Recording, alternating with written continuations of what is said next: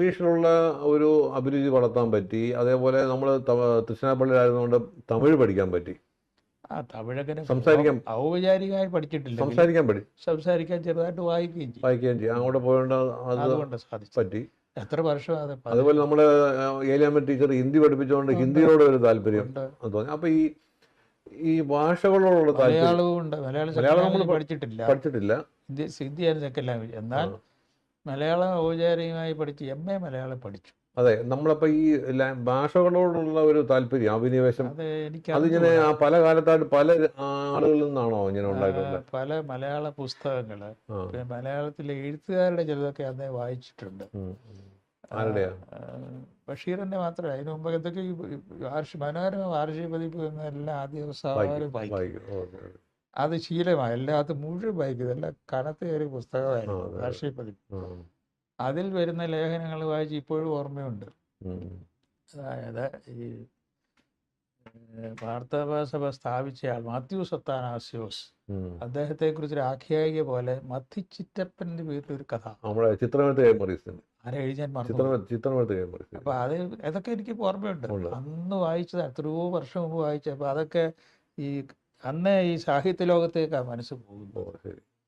അങ്ങനെ മലയാളം അന്നേ ഔപചാരികമായി സെക്കൻഡ് ലാംഗ്വേജ് പഠിച്ചിട്ടില്ലെങ്കിലും 10ാം ക്ലാസ് വരെ പഠിച്ചതാണ്. മലയാളം അന്നേ വന്നു എന്ന് പറയാം. ഇംഗ്ലീഷ് എന്നാൽ പഠിച്ചിങ്ങനെ പോയി വഴിക്ക് അതും കൈവന്നു. ഹിന്ദി പഠിച്ചതായതുകൊണ്ട് അതുമുണ്ട്. അപ്പൊ അങ്ങനെ ഒരു ലാംഗ്വേജസ് പല രീതിയിൽ എങ്ങനെയാണ് നമുക്ക് ഈ ആ ഒരു ഫാക്കൽറ്റി നമുക്ക് എങ്ങനെയാണ് ഡെവലപ്പ് ചെയ്യാൻ പറ്റുന്നത്? ലാംഗ്വേജ് പഠിക്കണമെന്ന് വിചാരിച്ച് പഠിച്ചതാണെന്ന് എനിക്ക് തോന്നുന്നില്ല. പഠിച്ചു. പഠിക്കാൻ പോകുന്നതിനൊക്കെ അന്ന് തീമോത്തീസിന് വേണ്ട കാലമാണ്. പിന്നെ പഠിക്കട്ടെ, പരീക്ഷ എഴുതിക്കൊള്ളാൻ പറയും. അദ്ദേഹത്തിന് സന്തോഷം, അങ്ങനെ എൻകറേജ് ചെയ്യുമായിരുന്നു. എന്നാൽ ഫിലോസഫി പഠിക്കാൻ പോയി, അതും അദ്ദേഹത്തോട് ചോദിച്ചു എഴുതിക്കൊള്ളാൻ പറഞ്ഞു. ഫസ്റ്റ് ക്ലാസ് ഒക്കെ വായിച്ചു. അപ്പൊ ഇങ്ങനെ വായന നന്നായിട്ട് വായിക്കുക, അങ്ങനെ ഭാഷയിലൂടെയാണ് നമ്മൾ യാത്ര ചെയ്യും. അപ്പൊ നമ്മള് ഈ പല മേഖലയിലുള്ള പുസ്തകങ്ങളും അറിവുകളും മനസ്സിലാക്കാൻ പറ്റുന്നത് ഈ പല ഭാഷകൾ അറിവുണ്ടാകും. പുതിയ രീതിയിലുള്ള ചിന്തകൾ അത് ആകർഷിക്കുന്നത്. സാധാരണ നോർമൽ ചിന്തയൊന്നും അല്ല. ഈ താരനാഥന്റെ ക്ലാസ് ആകട്ടെ, ചിലപ്പോൾ അഴീക്കോടിന്റെ പ്രഭാഷണം ആകട്ടെ, ഇല്ലെങ്കിൽ പ്രിൻസിപ്പലിലെ പ്രൊഫസർ, അവിടുത്തെ പ്രൊഫസർ ഈ തിയോളജി പ്രൊഫസർമാരാണോ അതോ? തിയോളജിയുടെ ഒരാളാണ് എനിക്ക് ഏറ്റവും വലിയ അടുപ്പം ഉണ്ടായിരുന്ന ആള്, ഡോക്ടർ അലൻ. ഡയോജനീസ് ഗ്രീക്ക് ഒറിജിനാണ്, ഡയോജനീസ് അലൻ. അദ്ദേഹം ഈ നവമായ ചിന്തകൾ അങ്ങോട്ട് ഇറക്കുന്നത് ക്ലാസ്സിൽ വന്നിട്ട്. കടലാസിൽ എഴുതിക്കൊണ്ടാ വരുന്നെങ്കിലും അത് അവതരിപ്പിക്കുന്ന രീതി പുതിയ വളരെ ചാലഞ്ചിങ് ആണ്. അത് ഈ രണ്ട് വ്യക്തികളെ എനിക്ക് ഓർമ്മയുള്ളത്, ഈ താരാനാഥും മറ്റേ ഡോക്ടർ അലനും. രണ്ടുപേരും നമുക്ക് വളരെ ക്ലോസാണ്. ഞാൻ പഠിത്തു കഴിഞ്ഞ് പോയി കഴിഞ്ഞ് ക്ലാസ് കഴിഞ്ഞ് തിരിച്ചു പോകുന്ന കഴിഞ്ഞ് ചെല്ലുന്നുണ്ട്, അലൻ എന്നെ വിളിച്ചുകൊണ്ട് പുള്ളിയുടെ ക്ലാസ്സിൽ പോകും. പുള്ളി അന്ന് പഠിപ്പിക്കുന്നുണ്ട്. ക്ലാസ്സിൽ കൊണ്ടിരുത്തി എന്നെ കൊണ്ട് അവിടെ പുള്ളി സ്റ്റുഡൻസിനോട് എന്നോട് പറയാൻ പറഞ്ഞു, 10-60 പിള്ളേരിക്കുക, തായ്വാനും ജപ്പാനും അമേരിക്ക എല്ലാം കൂടെ. You talk about India, you talk about your self. അപ്പോൾ 1 മണിക്കൂർ ഞാൻ സംസാരിക്കും. അങ്ങനെ പറഞ്ഞു വന്നിട്ട് ഞാൻ പറഞ്ഞു, ഞാനിങ്ങനെ ഒരു പ്രത്യേക ലൈഫിലാണ്, വി നെവർ ടേക്ക് മീറ്റ്. ഉടൻ ചോദ്യം വന്നു, Y? I think that is our rule. Our monks are not supposed to use. They never touch. But why? The American ചോദ്യം സായിപ്പ. അപ്പം ഞാൻ പറഞ്ഞു, I have learned that meat eating will make you beastly. നിങ്ങളെ ഒരു animal പോലെ. അപ്പോൾ ലാലൻ ഓടി വന്ന് ചിരിച്ചോണ്ട്, you become what you eat, what is that is true എന്ന് പറഞ്ഞ് പുള്ളി ചാടിച്ച് വന്നു. ഭയങ്കര സന്തോഷമായിരുന്നു. അപ്പം അങ്ങനെ എന്നെ കൂടെ ക്ലാസ് എടുപ്പിക്കും, ഞാൻ പ്രസംഗിക്കാൻ പറയും. പുള്ളി എഴുതുന്ന എല്ലാ പുസ്തകത്തിനും കോപ്പി എനിക്ക് തരും. ഞങ്ങളെ സ്പിരിച്വൽ തിയോളജി പഠിപ്പിച്ച ആളാണ്. എനിക്ക് കമ്പ്യൂട്ടർ ഞാൻ കൈകൊണ്ട് എഴുതി ആർട്ടിക്കൽ കൊടുക്കുന്നത്, എല്ലാ A+ കിട്ടും എനിക്ക്. എല്ലാം ഇംഗ്ലീഷ് എഴുതി കൊടുക്കുന്നത്, എനിക്ക് ടൈപ്പ് ചെയ്തൊന്നും കൊടുത്തിട്ടില്ല, അപൂർവമാണ്. അപ്പോൾ ഒരു സന്യാസിയുടെ ജീവിതത്തിൽ അപ്പോൾ അറിവിൻ്റെ ഒരു വിശാലമായ പ്രപഞ്ചത്തിൽ കൂടിയുള്ള ഒരു അന്വേഷണത്തിൽ നിന്നുകൊണ്ടാണ് ഈ സന്യാസ ജീവിതം മുമ്പോട്ട് പോയെന്നാണ് എനിക്ക്. അതുകൊണ്ട് ഇത് ഞാൻ കേട്ടത് തോമാദിവന്യാസ്ത്രീവേനിവരിലാണ്. അദ്ദേഹം പറഞ്ഞു, Munk should be A learned person. അദ്ദേഹം പറഞ്ഞു, സന്യാസി പഠിച്ചില്ലെങ്കിൽ വഴിതെറ്റി പോകും. ഒന്നിനും കൊള്ളാതാകും. അതുകൊണ്ട് സന്യാസത്തിൽ ഉറച്ചോണം പഠിക്കുകയും വേണം. അത് ഇത് പുറത്തു പോയി കഴിഞ്ഞിട്ടും ഈ വായനയിലൂടെ, പരിചയത്തിലൂടെ, പ്രത്യേകിച്ച് ഈ ഡെസേർട്ട് ഫാദേഴ്സിൻ്റെയൊക്കെ വായിച്ച് ഞാൻ പിന്നെ അനുസരിച്ച് ചെന്ന് കഴിഞ്ഞാൽ അതിനകത്തൊരു അവസരം കിട്ടും. ധാരാളം വായിച്ചു, ഞാൻ പഠിക്കുകയും ചെയ്തു അവരെ കുറിച്ച്, ഈ ഡെസേർട്ട് സ്പിരിച്വാലിറ്റിയെ കുറിച്ച്. അങ്ങനെ അതിനകത്തോട്ട് മനസ്സ് മുഴുകി. അപ്പം അന്നേരമാണ് ഈ മങ്സിൻ്റെ കാര്യമാണ്, കിഴക്കൻ സഭ ആദ്യം ക്രിസ്ത്യൻ മങ്സിനെ കുറിച്ച് ആദ്യം പഠിക്കുന്നത്. ചില കോഴ്സ് ഞാൻ ചെയ്തത് നന്നായിപ്പോയി, ഇവിടെ ഇല്ലാതെ. അപ്പോൾ ഇത് രണ്ടും ഒന്നിച്ച വെരി ലേണഡ് മങ്സ്. ഇപ്പോൾ പഠനവും ഉണ്ട്, എന്നാൽ എല്ലാം കളയുകയും ചെയ്യും. എല്ലാം ഉണ്ട്, എല്ലാം കളയുകയും ചെയ്യും. അതൊന്നും നഷ്ടപ്പെടുന്നില്ല എന്ന രീതിയിലുള്ള കുറേ പേരുടെ വായിച്ചു. അപ്പോൾ നമ്മൾക്ക് അത്രയൊന്നും പറ്റിയില്ലെങ്കിലും അതിനെ ഒരുപാട് സ്വാധീനിച്ചിട്ടുണ്ടെന്നുള്ളതാണ് വാസ്തവം. ഇപ്പം ഞാൻ ആദ്യം ചോദിക്കേണ്ട ചോദ്യമാണ്, ഇപ്പം തിരുമേനിയുടെ ആത്മീയ ഗുരു എന്ന് പറയുന്നത് എൻ്റെയും ആത്മീയ ഗുരുവാണ് തോമാ ദീവന്നാസിസ്. അദ്ദേഹത്തെ പോലുള്ള ഒരു അസാധാരണ വ്യക്തിത്വം, അല്ലെങ്കിൽ ഒരു മഹാനായ ഒരു എന്താണ്, പത്രപ്പൊരുത്തം മാത്രമല്ല, വിദ്യാഭ്യാസ വിചക്ഷണൻ, തത്വചിന്തകൻ, പൊതുപ്രവർത്തകൻ, പ്രഭാഷകൻ, ഇങ്ങനെയുള്ള സമസ്ത മേഖലകളിലും വ്യക്തിമുദ്ര പതിപ്പിച്ചിട്ടുള്ള ഒരു പുണ്യപുരുഷനായിരുന്നു തോമാ ദീവന്നാസിസ്. അദ്ദേഹത്തിൻ്റെ ജീവിതം എങ്ങനെയാണ് തിരുമേനി ആകർഷിച്ചത്? അദ്ദേഹത്തിൻ്റെ കൂടെ ഞാൻ ഒരുപാട് നാൾ താമസിച്ചിട്ടില്ല. എന്നാൽ ചെറുപ്പം മുതലേ ഞങ്ങളുടെ മത്രാപൊലിത്തെ അല്ലേ, മരണമായിരുന്നു. അപ്പോൾ കൂടെ പള്ളി വരും. പ്രത്യേകിച്ച് എൻ്റെ കുടുംബമായിട്ട് വലിയ ക്ലോസാണ്. മൂത്ത ബ്രദറുമായിട്ട് ഭയങ്കര ക്ലോസായിരുന്നു. പുള്ളി കുറച്ചാൾ സ്കൂളിൽ ജോലി ചെയ്തിട്ട് റെയിൽവേയിൽ പോയി, മലയാളി ബേബി എന്ന് പറയും അന്നും. അപ്പോൾ ആ അടുപ്പം ഇങ്ങനെ നിലനിന്നു. പിന്നെ പത്തനാപുരത്ത് പോകുന്നതിന് മുമ്പ് തന്നെ ഈ ദിദിമോസ് റമ്പാനായി ഞങ്ങളുടെ പള്ളി വന്നിങ്ങനെ. അപ്പോൾ ആൾക്കാർ വരുന്നത് നല്ല ഒരു സന്യാസിയാണ്, നമുക്ക് അങ്ങോട്ട് അടക്കം പറയാതെ ആൾക്കാർ. തൊലിദേവൻ ഈ റമ്പാച്ചനെയും കൊണ്ടാണ് വരുന്നത്, പള്ളി പെരുന്നാളൊക്കെ വരുന്നത്. കൂടി നിൽക്കും CT തോമസ് റമ്പാൻ. എന്നാൽ അദ്ദേഹത്തിൻ്റെ വിദേശ പഠനം, ഓക്സ്ഫോർഡ് പഠനം അദ്ദേഹത്തെ കുറച്ച് രൂപപ്പെടുത്തിയിട്ടുണ്ട്.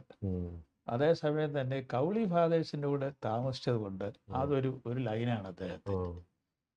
അഗാധമായ ബുദ്ധിയുണ്ട്. എന്നാൽ പരമേൽ തിരുമേനിയോടും അദ്ദേഹം പരമേൽ കണ്ടിട്ടുണ്ടോന്ന് അറിഞ്ഞൂടാ, കണ്ടിട്ടുണ്ടായിരിക്കാം ചെറുപ്പത്തിൽ. 1902 ഉണ്ടോ വലിയ കണ്ടിട്ടുണ്ടായിരിക്കും. കുറിച്ചി ബാവായ വലിയ ആരാധനാഭാവത്തോടുകൂടിയാണ് നോക്കിയത്. അത് പറയുന്നത് കേട്ടിട്ടുണ്ട്, ഇങ്ങനെ ഒരാളുണ്ടോ, ഇങ്ങനെ ഒരു മനുഷ്യൻ ജീവിക്കാൻ സാധിക്കുമെന്നൊക്കെ ഞാൻ നേരിട്ട് കേട്ടിട്ടുണ്ട്. കുറിച്ചി ബാവയെ കൊണ്ട് അത്രയും ആദരവായിരുന്നു അദ്ദേഹത്തിന്. അപ്പോൾ അതൊക്കെ അന്നുണ്ടായിരുന്ന മെത്രാച്ചന്മാരെ ഒരു വളയത്ത് കെട്ടി നിർത്തി കുറിച്ചി ബാവയോടുള്ള അദ്ദേഹത്തിൻ്റെ ആ ഗ്രേസ്, സ്പിരിച്വൽ ഗ്രേസ്, അത് ഒരു കൂട്ടം കുറച്ചുപേരെ നിർത്തി തിരുമേനിയൊക്കെ ഉണർന്നത് അതാണ്, പാറാട്ട് തിരുമേനിയൊക്കെ. അപ്പോൾ അതിനോട് ഇദ്ദേഹം നേരെ ശിഷ്യനാണ്. 1900 ബാവായ്ക്ക് വലിയ താല്പര്യം, എല്ലാം കാര്യം ചെയ്യണമെങ്കിൽ അദ്ദേഹത്തെ വിടും, തോമസ് റമ്പാനെ. അപ്പോൾ അന്നേ വലിയൊരു ഭാവമാണ് അതിൽ നിന്ന് ഒത്തിരി കിട്ടിയിട്ടുണ്ട്. കുറിച്ചി ബാവായിൽ നിന്ന് ഈ ആത്മീയ വഴി കിട്ടിയിട്ടുണ്ട്. പിന്നെ സന്യാസത്തിന്റെ ബാലപാഠങ്ങൾ അദ്ദേഹം കൗളി ഫാദേഴ്സിൽ നിന്നാണ് പഠിച്ചത്. അവരെ ചിലർ ഇവിടെ പത്തനാപുരത്ത് കൊണ്ടുവന്നിട്ടുണ്ട്, കൊണ്ട് നിർത്തിയിട്ടുണ്ട്. ആ ഡിസിപ്ലിനാണ് അദ്ദേഹം ഇവിടെ നടപ്പാക്കാൻ ശ്രമിച്ചത്. അപ്പോൾ പഠനം, ഓക്സ്ഫോർഡിലെ പഠനവും കൗളി ഫാദേഴ്സിന് കിട്ടിയ സന്യാസ പരിശീലനവും വലിയ ബാവയിൽ നിന്ന് കിട്ടിയ പ്രായോഗിക വിശുദ്ധിയുടെ വശങ്ങളും വിദ്യാഭ്യാസത്തെ പറ്റി അദ്ദേഹത്തിന് എങ്ങനെയോ തട്ടി. അത് ഹെഡ് മാസ്റ്റർ ആയിരുന്നില്ല, നല്ല പഠിപ്പുള്ള ആളായിരുന്നില്ല. അപ്പം ആ വഴിക്ക് വന്നിട്ട് വിദ്യാഭ്യാസവും വേണം, സന്യാസവും വേണം. ഇന്നും പത്തനാപുരത്തുകാരോട് ഞാൻ പറയാം, അവർക്ക് മനസ്സിലാവുന്ന എനിക്ക് അറിഞ്ഞുകൂടാ, ഇതിൻ്റെ എല്ലാം കേന്ദ്രമെന്ന് പറയുന്ന ഒരു സന്യാസാംഗമാണ് ആശ്രമം മഠം. അതിൻ്റെ ചുറ്റും ഇതിൻ്റെ ഈ സന്യാസം സ്കൂളിന് വേണ്ടി അല്ല ആ സന്യാസമഠം ഉണ്ടാക്കിയത്. സന്യാസമഠം ന്യൂക്ലിയസാണ്. അതിൽ നിന്ന് പുറപ്പെടുന്ന ആത്മീയമായ ഗ്രേസ് വേണം ഇതിനെയെല്ലാം വളർത്താൻ. എംബസി അങ്ങോട്ട് പോയാൽ ഇത് പോകും. അദ്ദേഹത്തിൻ്റെ അതായത് മുട്ടയിൽ നിന്ന് പ്രാർത്ഥിക്കുന്ന സന്യാസി, പഠിപ്പിക്കുന്നയാൾ അല്ലെങ്കിൽ എഴുതുന്നയാൾ, ഇത് അദ്ദേഹം കിട്ടിയ ഒരു ഇമേജ് ഞാൻ പറയുന്നു. ഇതിൽ ഉറച്ചു നിൽക്കണം, കാലിളകരുത്. എന്നാൽ പഠിപ്പിക്കുക സേവനം അതൊക്കെ പൊക്കണം, പക്ഷെ ഇത് വിടരുത്. ഇത് അദ്ദേഹത്തിൽ ഞാൻ കണ്ടവില്ല. ഈ തോമാ ദീവന്നാസിൽ നിന്ന് കിട്ടിയ ഒരു പരിശീലനം, അദ്ദേഹത്തിൽ നിന്ന് കിട്ടിയ ഒരു അനുഭവജ്ഞാനം, അല്ലെങ്കിൽ അദ്ദേഹം കിട്ടിയ ഒരു എക്സ്പീരിയൻസ് എന്തായിരുന്നു തിരുമേനിക്ക്? അദ്ദേഹം ഈ ഇംഗ്ലീഷ് എടുത്ത് പഠിക്കാൻ പ്രേരിപ്പിച്ചു. തൃശ്ശിനാപ്പള്ളി ഇടയ്ക്കിടയ്ക്ക് വരും. അപ്പോൾ ഞങ്ങളെല്ലാം വിളിച്ച് പഠിത്തം എന്താണെന്ന് ചോദിക്കും. പരീക്ഷാക്കാലം വന്ന് ഈ ക്വസ്റ്റ്യൻ പേപ്പർ അങ്ങ് വായിക്കും. ഇതിന് വായിച്ച് ഇതിന് എന്തോ എഴുതി, ശരി, അങ്ങനെ ഓരോന്നും ചോദിക്കും. പഠിത്തം എങ്ങനെ ഇരുന്നുള്ളത് ഇൻട്രസ്റ്റ്. അദ്ദേഹത്തിന് ഇതിന് സമയം കിട്ടുന്ന ഇങ്ങനെയൊക്കെ അറിഞ്ഞുകൂടാ. പക്ഷേ വിളിച്ച് ഞങ്ങൾ കൊച്ചു പിള്ളേരാണ്. ഇപ്പോൾ ക്ഷീണിച്ചിരിക്കുന്നുണ്ട്, ഒരു മൊബൈലിൻ്റെ മോണിറ്റ അതെടുത്ത് കൂടെ. അപ്പോൾ നമ്മളൊരു പേഴ്സണൽ സാധനത്തിൻ്റെ അല്ല, ഒരു വലിയ പേഴ്സണൽ കൺസേൺ. അത് ഞാൻ അത്രയും വേറെ ആരെങ്കിലും കണ്ടിട്ടില്ല, അന്നും ഇന്നും കണ്ടിട്ടില്ല. എനിക്ക് തോന്നുന്നു വെച്ചാലില്ല. പക്ഷെ അദ്ദേഹത്തിന് ഓരോ ആളിനോടും ഇതുപോലൊരു പേഴ്സണൽ ബന്ധമുണ്ടായിരുന്നു, റിലേഷൻഷിപ്പ്. അത് വളരെ അസാധാരണമായിരുന്നു. ഓരോരുത്തരെയും ഗ്രേഡ് തിരിച്ച് അദ്ദേഹത്തിന് മനസ്സ് നിർത്തിയിട്ടുണ്ട്. ആരാ എന്താന്ന് തൂക്കി വെച്ചിരിക്കുകയാണ്. ഏബ്രാച്ചൻ ഇന്ന അസുഖമുണ്ട്, അവിടെ ഇന്ന മരുന്ന്, ഇതെഴുതി കേട്ട് ഞാൻ എനിക്കൊത്തിരി മരുന്ന് തന്നെ. അപ്പം ഇങ്ങനെ വ്യക്തിപരമായി ഓരോരുത്തരെയും സ്നേഹിക്കുകയും അവരുടെ ആവശ്യം അവരറിയാതെ തന്നെ നിവർത്തിച്ചു കൊടുക്കുകയും ചെയ്യും.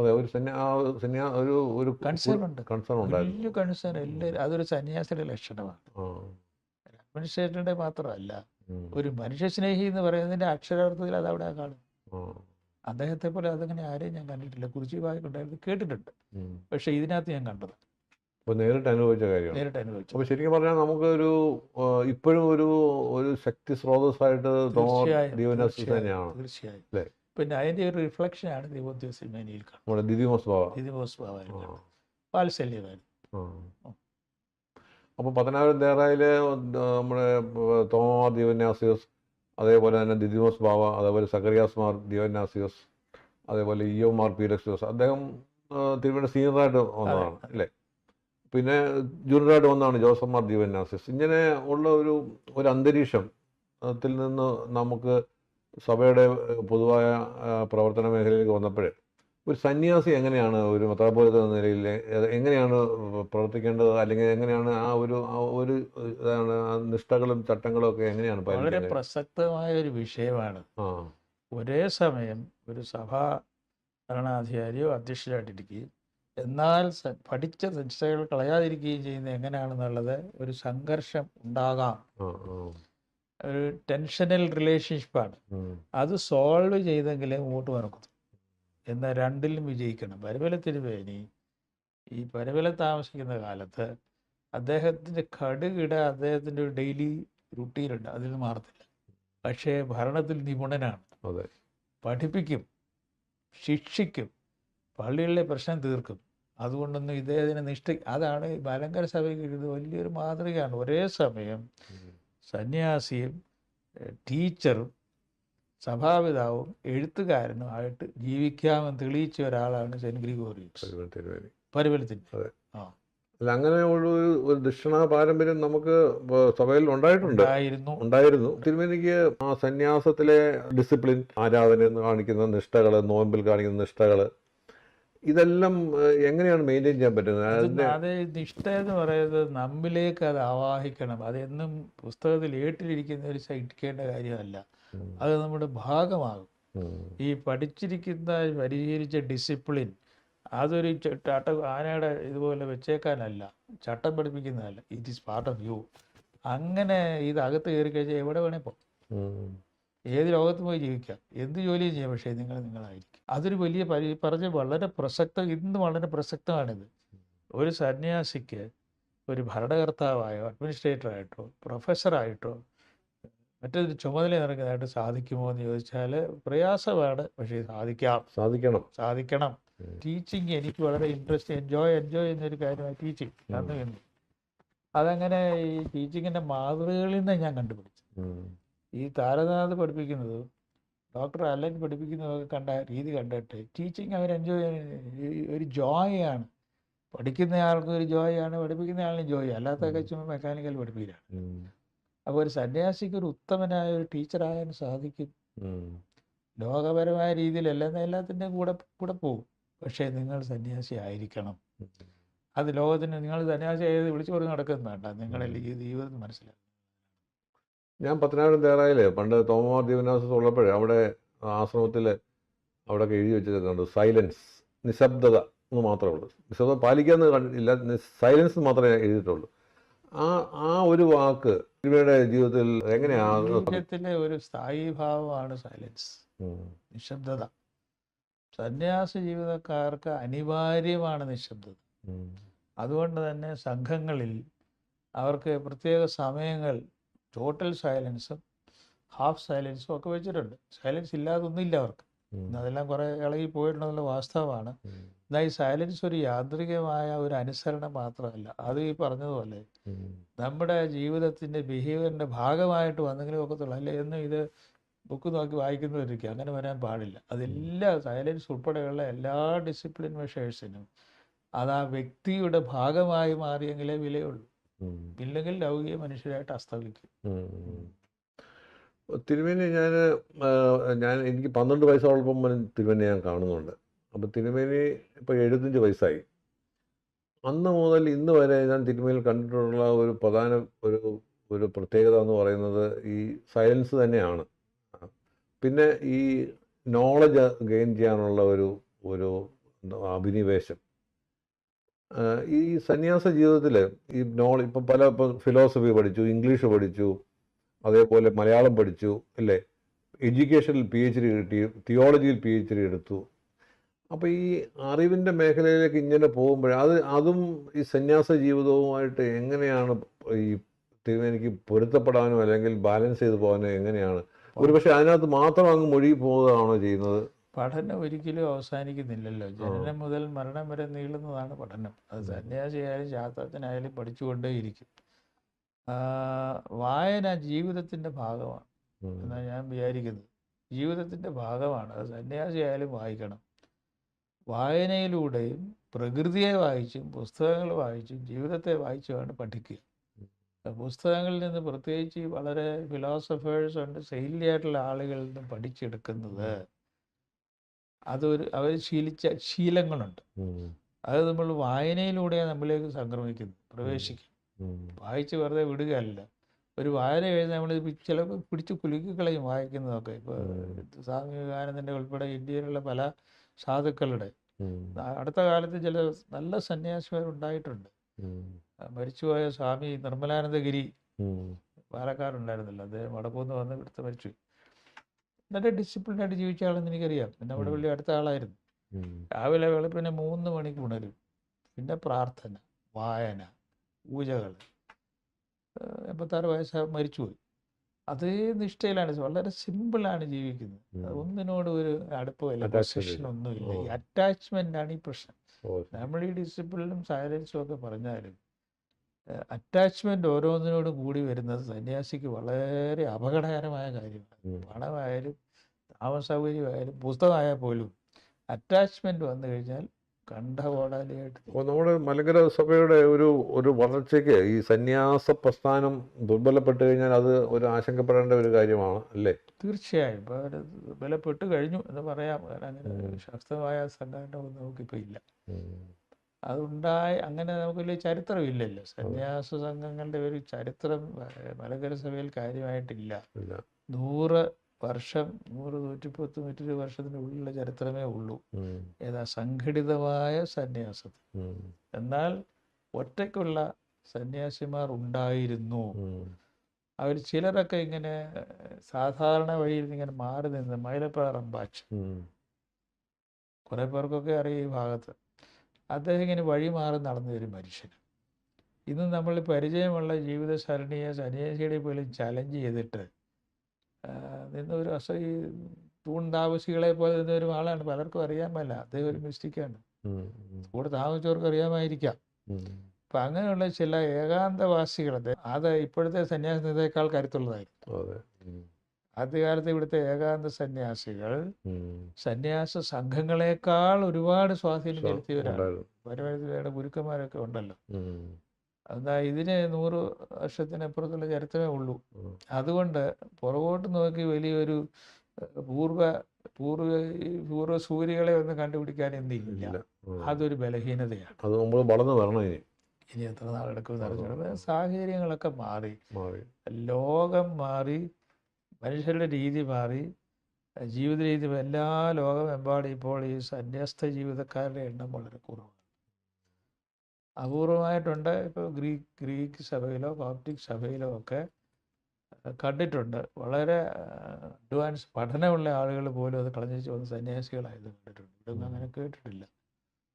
നമ്മുടെ നാട്ടിലത് ചുരുക്കമാണ്. എന്തുകൊണ്ടാണെന്ന് എനിക്ക് അറിഞ്ഞുകൂടാ. കോപ്റ്റിക് ചർച്ചിലും എത്യോപ്യൻ ചർച്ചിലും ഗ്രീക്ക് റഷ്യൻ സഭകളിലും ഒക്കെ ഓർത്തഡോക്സ് ചർച്ചിൽ കത്തോലിക് സഭേൻ്റെ വേറൊരു രീതിയാണ്. അവരിപ്പോഴും ആ ലോങ് ട്രഡീഷനാണ്. അതാ ഒരു വലിയ കാര്യം. ലോങ് ട്രഡീഷൻ ഓഫ് സെയിൻലി മങ്സ് അത് അവിടെ ഉണ്ടായിരുന്നു. അതേ പിടിച്ചാൽ പഴയപോലെ ഇല്ലെങ്കിലും മൗണ്ട് ആദേശത്ത് പുറത്ത് പഴയപോലെ ഇല്ലെങ്കിലും ഇപ്പോഴും ഉണ്ട്. ഇവിടെ അങ്ങനെ ഒരു ചരിത്രമില്ല, വേരില്ല. അതൊരു വലിയൊരു ബലഹീനതയാണ് ഇവിടെ. പിന്നെ ഉള്ള സംഘങ്ങൾ ഇപ്പോഴത്തെ ഹിന്ദു ഇതനുസരിച്ചാണെങ്കിൽ സന്യാസ സംഘങ്ങൾ ഇൻസ്റ്റിറ്റ്യൂഷൻസ് ഉണ്ടാക്കുന്ന അപകടമാണെന്ന് ഹിന്ദുക്കൾ അവരുടെ പ്രമാണത്തിൽ പറഞ്ഞ് അവരുണ്ടാക്കത്തില്ല പലരും. ചിലർക്കൊക്കെ ഉണ്ട്. ചിലയിടത്തൊന്നും യാതൊരു എഡ്യൂക്കേഷൻ ലെവലില്ലാത്തൊരു ഒരു സ്ഥാപനം ഉണ്ടാക്കത്തില്ല. ഇതിന് ബോധനമാണെന്ന് അവർ പറയും. നമ്മുടെ സഭയിലുണ്ടായതുള്ള പരീക്ഷണം എന്ന് പറയുന്നത് എഡ്യൂക്കേഷനും ഹെൽത്ത് കെയറും ഒക്കെ ഇതും കൂടെ ഒന്നിച്ച് കൊണ്ടുപോകാനുള്ള ഒരു ശ്രമമാണ് നടക്കുന്നത്. കുറേയൊക്കെ വിജയിക്കും, കുറേ പരാജയപ്പെടുകയും. ഇപ്പോൾ തിരുമേനി അപ്പം പത്തനാപുരം ദേറായിൽ വന്നു. അത് കഴിഞ്ഞിട്ട് പിന്നെ തൃശ്ശനാപ്പള്ളി പഠിക്കാൻ പോയി. അത് കഴിഞ്ഞിട്ട് കുറച്ചു കാലം സ്കൂളിൽ ജോലി ചെയ്തു. ഒരു വർഷം ജോലി ചെയ്തു. അത് കഴിഞ്ഞ് അപ്പം ടീച്ചിങ്ങിൻ്റെ ഒരു ആദ്യഘട്ടം പത്തനാപുരം സ്കൂളിൽ നടത്തി. അതിനുശേഷം MA എടുത്തു. MA എടുത്തു കഴിഞ്ഞിട്ട് പിന്നെ MA കഴിഞ്ഞിട്ടാണ് പത്തനാപുരം സ്കൂളിൽ വരുന്നത്. അത് MA എടുത്തതിന് ശേഷം ട്രെയിനിങ് കോളേജിൽ അധ്യാപകനായിട്ട് BEd കഴിഞ്ഞിട്ട് പോയി MA പാസ്സായിട്ട് ട്രെയിനിങ് കോളേജ്. അപ്പോൾ ഒരു അധ്യാപകൻ എന്ന നിലയിൽ നമ്മൾ ആസ്വദിച്ച് ചെയ്തൊരു പ്രവർത്തനമാണ് അല്ലേ? അധ്യാപനം ടീച്ചിങ് എന്ന് പറഞ്ഞ ഒരു പാഷനായിരുന്നു തിരുമേനിക്ക് അല്ലേ? എങ്ങനെയായിരുന്നു ഈ പറയുന്ന സന്യാസവും ജീവിതവും അധ്യാപന ജീവിതവും പിന്നെ ദേറായിലെ ചില ചിട്ടവട്ടങ്ങളും ഇതായിട്ട് എങ്ങനെയാണ് നമ്മൾ സംഘർഷമായിട്ട് എനിക്ക് തോന്നുന്നില്ല. എങ്ങനെയാ അതിനെ ഒരു കുറച്ചുകൂടി ഈസി ആയി ഒരു റുട്ടീൻ ഉണ്ടല്ലോ ആശ്രമത്തില്, അതിനൊന്നും ബ്രേക്ക് ചെയ്യുന്നില്ല. എന്നാൽ നല്ലതുപോലെ ചെയ്ത് നമ്മളെ അവിടെ പോയാലും സന്യാസി അച്ഛനാണ്, ഇവിടെ വന്നാലും എനിക്ക് അങ്ങനെ ഒരു സംഘർഷം തോന്നിയിട്ട് എല്ലാം അവിടെ ഒരു ഇഷ്ടത്തോടെ ചെയ്തത് ജോലിയാണ് തീർച്ചയായും അല്ലേ? അപ്പോൾ ഇഷ്ടപ്പെട്ട ശിക്ഷണങ്ങൾ ഒത്തിരി ഉണ്ടായിരുന്നു അല്ലേ? ഇൻഡിവിജ്വലായിട്ട് അങ്ങനെ അടുക്കാൻ പോയിട്ടില്ല. ചില പിള്ളേരെയൊക്കെ അറിയാമെന്നുള്ളത്. ഞാൻ അങ്ങനെ ആരോട് വ്യക്തിപരമായിട്ട് ഒത്തിരി ക്ലോസ് ആകാൻ അത് തിരുമേനിയുടെ ഒരു സ്വഭാവത്തിൻ്റെ പ്രത്യേകതയായിട്ട് തോന്നുന്നത്. കാരണം ഒത്തിരി പേരോട് എന്തോ അങ്ങനെ ഒരു എന്താണ് ഒരു അടുക്കാൻ ശ്രമിക്കാത്തതാണോ അതോ താല്പര്യമില്ലാത്തതാണോ? അതിപ്പം ശിഷ്യന്മാരാണെങ്കിലും ആരാണെങ്കിലും പേര് പറഞ്ഞു പല ശിഷ്യകൾ ഒത്തിരി ഉണ്ട്. എനിക്ക് പേരറിയാൻ പറ്റില്ല. ക്ലാസ്സിൽ ഒരു വലിയ അല്ല, ഇപ്പം പൊതുവെ നമ്മുടെ ഒരു മെത്രാപ്പോലീത്ത നിലയിലാണെങ്കിലും ഈ ആളുകളോട് പഴയതിലൊക്കെ വ്യത്യാസം ഉണ്ടെന്നാ പറയുന്നത്. അല്ലാതെ അത് ഈ സന്യാസത്തിലെ അവിടുത്തെ ഒരു ഡിസിപ്ലിൻ വന്നാണോ അതോ നൈസർഗികമാണെന്ന് എനിക്ക് അറിഞ്ഞുകൂടാ. ഏതായാലും ഇപ്പം എന്നാൽ അങ്ങനെ ആരോട് മിണ്ടാത്ത രീതിയിലല്ല, അങ്ങനെ ഒരുപാട് അടുക്കാൻ പോവില്ല. അന്നും ഇന്നും ആവശ്യത്തിനുള്ള ഇതൊക്കെ ഉണ്ട്. അതിൽ ഒത്തിരി അടുക്കാൻ പോവുകയല്ല. ഞാൻ ഈ റെയിൽ പാളങ്ങളുടെ അതാ പറയുന്നത്. 2 റെയിൽ പാളം ഇങ്ങനെ പാരലായിട്ട് പോയിക്കൊണ്ടിരിക്കുന്നു. എത്ര നൂറ്റാണ്ട് കഴിഞ്ഞാൽ അങ്ങനെ പോകും. പക്ഷേ അടുത്ത് കഴിഞ്ഞാൽ പ്രശ്നമാകും. അല്ല, അത് ഈ നമ്മുടെ സന്യാസ ജീവിതത്തിലേക്ക് വരുന്നതിന് മുമ്പ് തന്നെ ഇങ്ങനെ തന്നെയായിരുന്നു. അതെ, ആദ്യം തൊട്ട് അങ്ങനെ നമ്മുടെ ജീവിതത്തിന്റെ സ്വഭാവത്തിന് ഒരു സെപ്പറേറ്റഡ് അങ്ങനെ ഒരു ഭാഗമാണ്. അപ്പോൾ എനിക്ക് തോന്നുന്നത് ഒരു മനസ്സിലൊരു എന്താണ് ഒരു പ്രത്യേകമായ ഒരു ഒറ്റാന അങ്ങനെയാ പോകുന്നത് അല്ലേ? അതുകൊണ്ടാണ് വന്നതാണ്. എന്നാൽ സുഹൃത്തുക്കളുണ്ട്, സ്കൂള് കാലത്തെ ഫ്രണ്ട്സ് ഉണ്ട്. എന്നാൽ ആരോടും അങ്ങനെ വലിയ പേഴ്സണൽ അടുപ്പം കാണിക്കാൻ പോയിട്ടില്ല. അങ്ങനെ മനസ്സിൽ ബാല്യം മുതലുള്ള ഫ്രണ്ട്സ് ഇപ്പൊ അങ്ങനെ മനസ്സിൽ കൊണ്ടുനടക്കുന്ന എല്ലാവരും ഉണ്ടോ? പഠിച്ചവരാ, അതാ ഫ്രണ്ട്സ് എന്ന് പറയുന്നത്. കൂടെ പഠിച്ചവരപ്പോൾ അടുത്തുള്ളവരും ദൂരെയുള്ളവരൊക്കെ ഉണ്ട്. അവർ വിളിക്കുക, കാണുക, പോകുമ്പോൾ കാണുകയൊക്കെ ചെയ്യും. അങ്ങനെയുള്ള ഫ്രണ്ട്സ് ഒന്നും ഇല്ല. അങ്ങനെ ഫ്രണ്ട്സ് ഇപ്പൊ കൂടെ കോണ്ടാക്ട്സ് ഉണ്ട് വല്ലപ്പോഴും. ഇപ്പൊ ഇത് പലരും വിളിച്ചു, കൂടെ പഠിച്ചവരും പഠിപ്പിച്ചവരും ഒക്കെ വിളിച്ചു. അത്രേ ഉള്ളൂ. അതൊരു ഹെൽത്തി സ്പിരിച്വൽ റിലേഷൻഷിപ്പ് എന്ന് വേണമെങ്കിൽ പറയാം. അതിനപ്പുറത്തോട്ട് പോകുന്നതിന് താല്പര്യം. മനസ്സിലായി.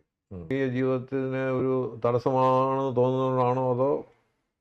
അങ്ങനെ ഞാൻ വിശകലനം ചെയ്തിട്ടില്ല. പക്ഷേ അങ്ങനെ കൂടുതൽ അടക്കാൻ പോയിട്ടില്ല, പോകാനൊരു ആഗ്രഹവും ഇല്ല. അല്ല, അതൊരു ന്യൂനതയായിട്ട് കാണുന്നുണ്ടോ അതൊരു പ്ലസ് പോയിന്റ് ആയിട്ട് കാണുന്നുണ്ടോ? ന്യൂനതയായിട്ട് കാണുന്നില്ല.